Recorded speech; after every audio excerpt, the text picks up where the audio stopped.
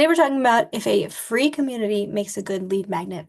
Hi, my name is Katie and I run the CRM Fairy where I teach people all about lead generation, lead organization, and lead nurture. And it is Freebie February, so we're talking about different ways to create lead magnets that might work for your business. My last video is all about creating an AI-based lead magnet like a GPT. And today we're talking about hosting a free community, which I've seen popping up a lot lately. So the answer to this question, is a free community a good lead magnet? Is yes. However, it is a high effort, high reward lead magnet. What does that mean? Well, unlike a downloadable PDF or a quiz, a community requires ongoing maintenance to stay valuable. So when it works, it creates a very sticky relationship-based entry point into your brand rather than a one-time transaction. So it's a great way to really get to know people who are in there. But obviously, if you want to be in there with them. So it thrives for businesses where the transformation or results might take a little bit of time or like more of the know, like, and trust factor of it. And when people benefit from peer support along the way, because if you're creating a community, you want more than just you in there, and people will talk to like-minded folks and get to know them better as well. So the communities work best for coaches and consultants, course creators and educators, personal finance and investing brands, and the like. And then B2B service businesses. A community would not be good for a transactional e-commerce or product-based business with no recurring relationship. And even in e-commerce, you might have a recurring relationship, but it's not like a reason to hold on to them and to like talk to them and nurture them one-on-one. It's because the buying decisions are quick and don't really require that type of engagement. So the pros of a community-based lead magnet include having high quality leads because someone who joins a community is way more invested than someone who's just downloading a PDF and might forget about it, might be in their email inbox just collecting e-dust, if you will. People are showing up to communities, asking questions, and self-identifying as serious about what you offer as a business owner. It creates trust and relationship building at scale because you're not just collecting an email, like when you give something away, like a PDF or a quiz, you're actually becoming a part of someone's daily or weekly routine. If they pop into your community just to say hi or to see like what the question of the week is or whatever it is going on. There is built-in content and social proof. So when you're interacting with people and asking questions and asking them to share about who they are, you can collect member wins, questions, and conversations to actually get the proof that your offer is beneficial and does work. And then there's compounding value. So the community gets more valuable as it grows, gets more interactions, more engagements, and it makes this lead magnet more attractive over time, not less. Another pro is a direct line to your audience. Obviously, you're interacting with them one-on-one. So, unlike with social media, where the algorithm sort of gets you in front of people, if someone joins your community, you're in front of them because they want you to be, because they want to be in front of you as well. And you can communicate directly with people who are your ideal customers. Because even on social media, if someone's following you, they might not see your stuff because of the algorithm and how crappy it is. Okay, so a community is also a natural upselling environment because once buyers or leads are inside your community, they say yes to that. It becomes a much easier target, or it becomes much easier to target them with new content and moving up that value ladder or your customer journey. There are a few cons as well, obviously, because a community is never truly done unless it's time-based, which we will talk about in a minute. A dead or quiet community could actually hurt your brand because if you're in there and you're the only one talking and no one's interacting, then people are like, why would I be in here? Nothing's going on. So you need to consistently post, you need to moderate, and you need to facilitate. Um, Another con, it could be slow to pay off because community flywheels take time to start spinning, right? Leads who join a ghost town won't convert. Another con is the dependency on the platform. So, for instance, if you build in a Facebook group or a Discord or Slack, you're kind of subject to their rules. You might see things change when the algorithms change, and then there's like potential shutdown. You can get a lot of spam and some like unnecessary censorship in those groups because everything is just robots controlling them all. Um, so that might not be good, right? And then, of course, the low barrier cuts both ways because it is free and easy to join. Maybe you'll attract a lot of people who just lurk and never buy or never engage. So, qualifying the intent is harder with a community rather than a quiz or a PDF. Another con, if you're into analytics, it's harder to measure the ROI based on a simple email, well, compared to a simple email opt-in, um, or like regular funnel.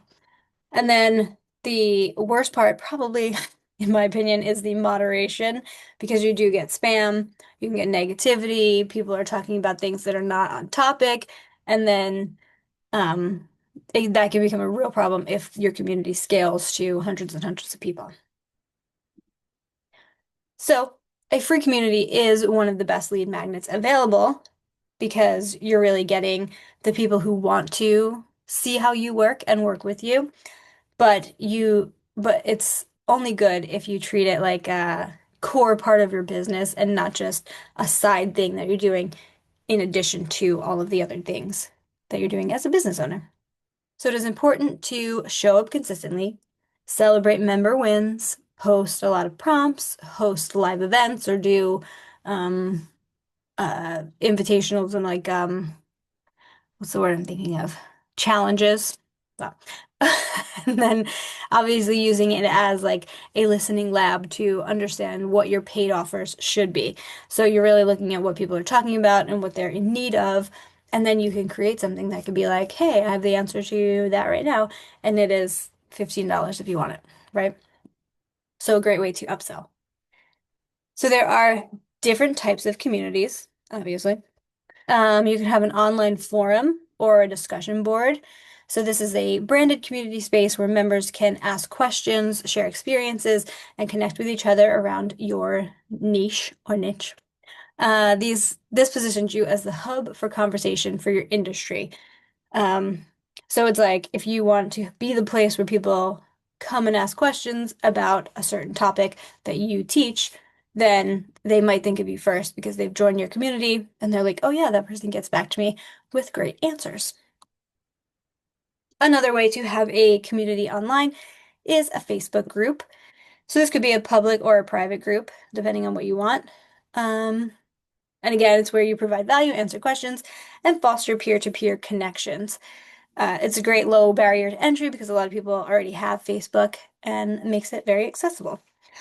I talked to one business owner who said she was on School, which we'll also talk about.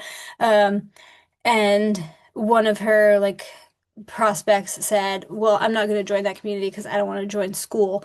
And she said, "Well, if you're not even going to take that first step, why would I work with you more than this?"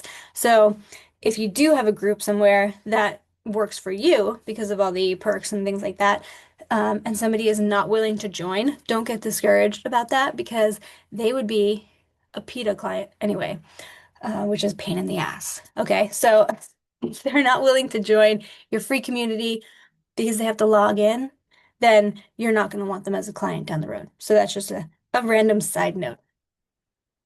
Another way that you can have a community is through something like Slack or Discord. So these are real time, they're chat based, and they work well for like more tech savvy audiences or topics that benefit from quick back and forth discussions that you might not necessarily need like video chat for or anything like that.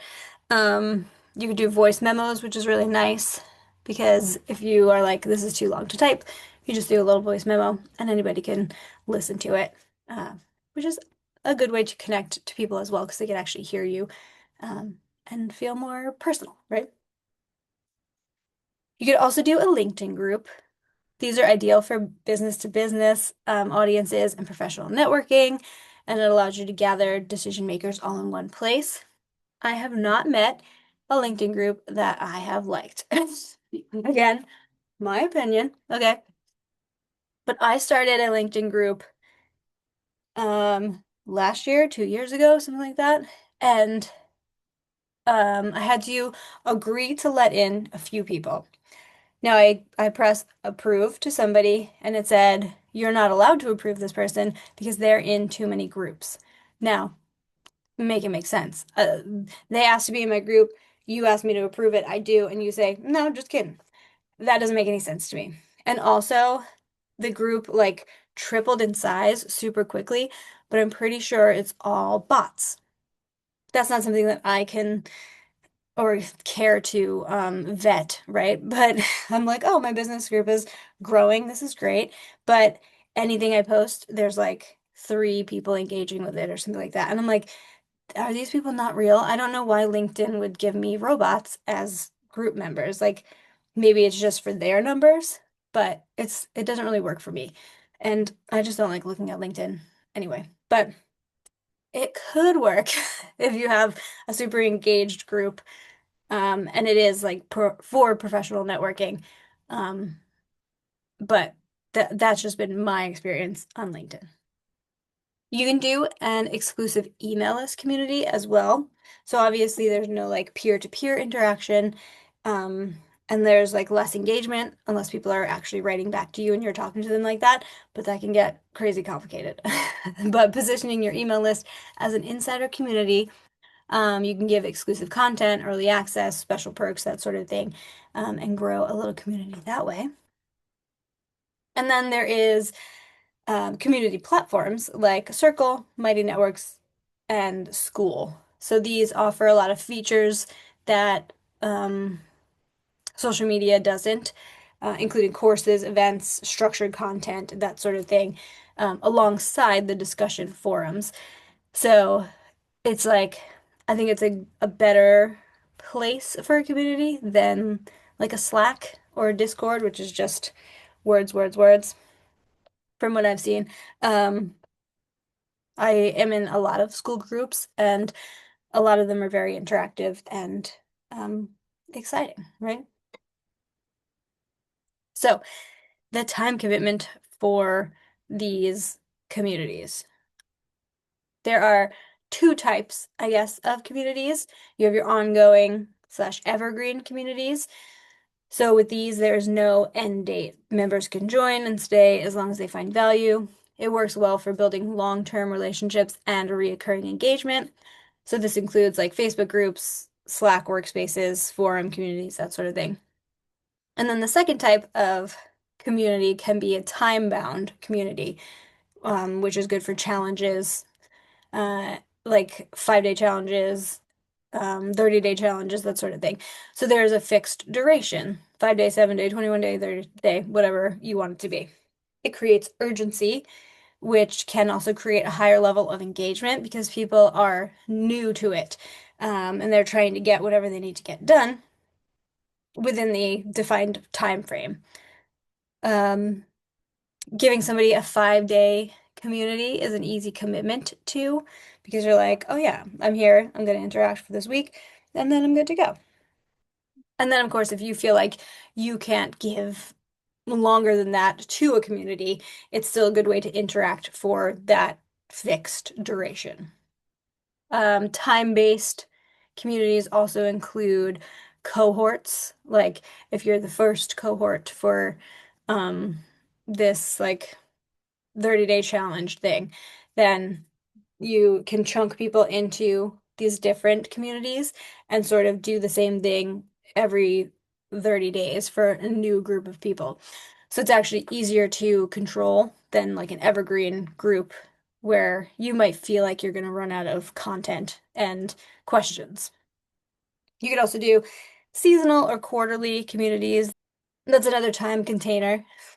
You could also do like a trial period in your community. If you want to make your community part of your business model, you can give a 7 day free trial. And then after that, it is X amount a month, whatever. And then, of course, there are event-based communities. So this is if you're hosting a big event and you want to really ramp it up, have people join the community, talk about it a lot before the event, and then the event happens, and then you could do like a recap of the community and then close it down if you're all done. So the time-bound communities have higher initial engagement. That's the big pro. But the ongoing communities have deeper loyalty over time, which is the big pro. So it really depends on who you are and what you can give. So is a community right for you? Maybe, right? If you agree to all the things that we've talked about here, and you're like, yeah, I really want people to engage with me and blah, blah, blah. But maybe you're like, I don't know which type of community I should do based on what I offer. So if you are looking for a lead magnet audit, I am giving those away for free. And I help people with the disconnections in their lead magnet. So I look at like your signature offer, your lead magnet, your sales page, and I see if the lead magnet you're offering actually makes sense. And then we could talk about if it doesn't, then what you should be offering. And if it does, why isn't it converting the way you want it to, right? So again, if you're looking for a lead magnet audit, you can copy this QR code if you're watching, or go to the link in the bio or link in the description and get one for free. And it is so simple for you. You just fill out a Google form, and within a week, I will get back to you with the audit. And yeah, bada bing, bada boom. It's completely free, no strings attached. It's just something that I enjoy doing. Because if you have a gift that needs to be shown to the world, I want to help you get it out there. So, again, if you are thinking about an AI-based lead magnet, that is my previous video slash podcast. Check that out. And if you're looking for a community-based lead magnet, hopefully I answered some of your questions or sparked some gears turning in your head or something like that. If you do have any questions, leave them on my YouTube page where you will find this video. All right. Thank you so much for watching, and I'll see you next time.